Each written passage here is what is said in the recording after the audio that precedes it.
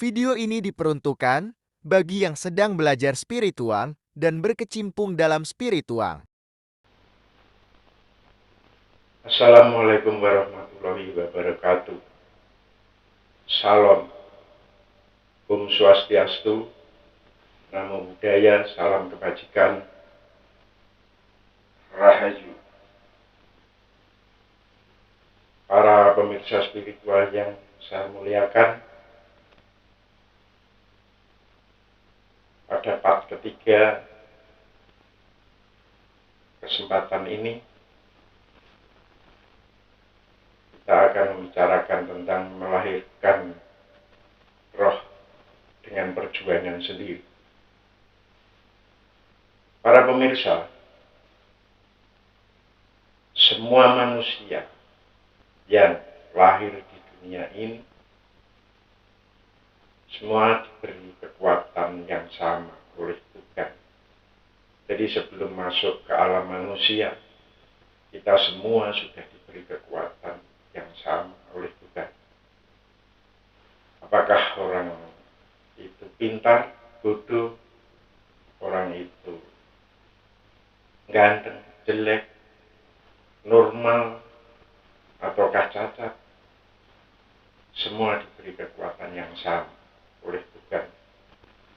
Cuma kemudian setelah masuk ke alam manusia, kekuatan ini tertutup oleh karma. Bagaimana membuka kekuatan itu? Itu yang menjadi PR kita. Biasanya kekuatan ini akan mubadir sampai kita pulang dipanggil oleh Tuhan.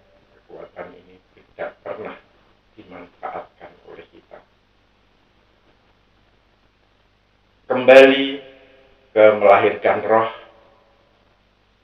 dengan perjuangan sendiri, dengan cara menjalankan laku prihatin di alam, seperti yang sudah dijelaskan di part 2. Kalau itu berjalan sempurna, prihatin yang kita lakukan selama 40 hari, maka kita akan diangkat oleh Tuhan lewat alam. Dan itu kita menjadi angkat satu. Bisa katakan kalau dilihat secara spiritual, kita ini angkat satu. Artinya yang dilahirkan adalah kekuatan yang dari kekuatan bawah.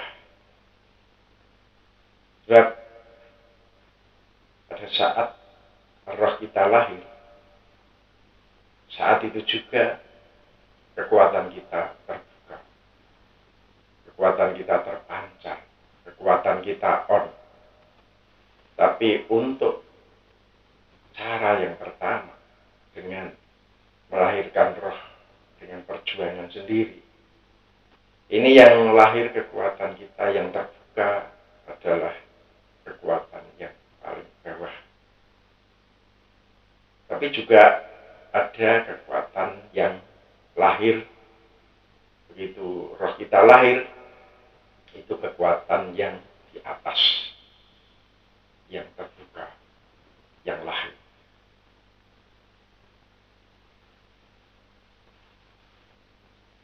Karena ini merupakan perjuangan sendiri di dalam melahirkan roh, sehingga semuanya serba meraba-raba. Setelah kita ini, kekuatan kita ini aktif, kekuatan kita ini terpancar, kita ini nggak tahu sebenarnya pada saat ada orang yang lahir juga rohnya dengan perjuangan sendiri, dengan melalui prihatin di alam, itu mereka sebenarnya nggak tahu bahwa mereka ini punya kekuatan yang sudah aktif, yang sudah terbuka, yang diangkat oleh Tuhan lewat alam. Sehingga tidak tahu selanjutnya itu harus bagaimana dengan kekuatan ini. Kemudian apakah harus mencari ilmu atau bagaimana? Sebab kadang-kadang orang itu ke alam itu bukan tujuannya untuk melahirkan roh, tetapi untuk mencari ilmu. Sehingga pada saat mendapatkan ilmu, kemudian ilmu itu digunakan misalnya untuk menolong orang, sehingga mendapat materi atau mendapatkan uang atau harta. Saya jadi ingat seorang paranormal yang terkenal, yang sering keluar di TV. Itu saya melihat juga dulu pernah beliau ini di alam menjalankan prihatin, mungkin juga 40 hari, kemudian akhirnya rohnya lahir. Ketika itu juga kekuatannya terbuka. Tapi karena autodidak, karena berjalan sendiri, tidak berguru, sehingga tidak tahu. Yang jelas setelah dia menjalankan laku, kemudian dia yakin sudah dapat ilmu. Tapi perjalanan selanjutnya malah berkolaborasi dengan makhluk halus, dengan yang namanya kanuragan, dengan yang namanya kesaktian, di mana biasanya makhluk halus itu menawarkan hal-hal yang sifatnya kesaktian ini, dan sama paranormal ini digunakan untuk menolong orang, sehingga berhenti rohnya. Dia tidak tahu bahwa setelah rohnya lahir, itu seharusnya roh itu dibesarkan sehingga bisa maksimal seperti raga kita. Setelah kita lahir, harusnya raga kita besarkan, kemudian kita kasih makan, sehingga pada saatnya nanti di umur 23 tahun yang sudah maksimal, kemudian raga kita itu bisa tingginya mungkin 175 atau 170 dengan berat badan 65 atau 62. Nah, paranormal ini tidak tahu bahwa setelah rohnya lahir, setelah kekuatannya terbuka, harusnya rohnya ini dibesarkan dengan cara memberi makan. Tapi karena belajar sendiri, tidak punya guru, sehingga tidak tahu harus bagaimana.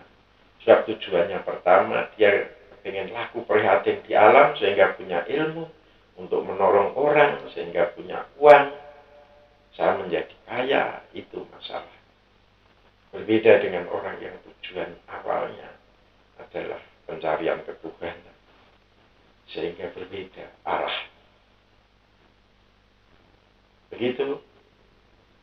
Saya pikir pemirsa spiritual mesti harus tahu bahwa kalau melahirkan roh dengan perjuangan sendiri, biasanya menjadi tidak terarah harus bagaimana selanjutnya. Saya pikir part yang ketiga kali ini saya akhiri. Cukup sekian.